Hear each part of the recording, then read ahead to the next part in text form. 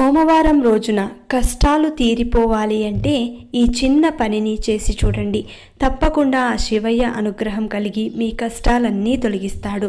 అది ఎలాగంటే ప్రతి సోమవారం రోజున తలంటు స్నానం ఆచరించి మీ ఇంట్లో దీపారాధన చేసి శివయ్యకు ఇష్టమైనది ఏదైతే ఉందో నైవేద్యం కానీ లేదంటే వస్తువులలో ఏదైనా ఇష్టమైనది ఉంటే గనక దానిని సమర్పించి ఆ తర్వాత మీకు ప్రత్యేకంగా చెప్పనక్కర్లేదు శివయ్యకు ఏది ఇష్టమో ఏది కాదు అనేది.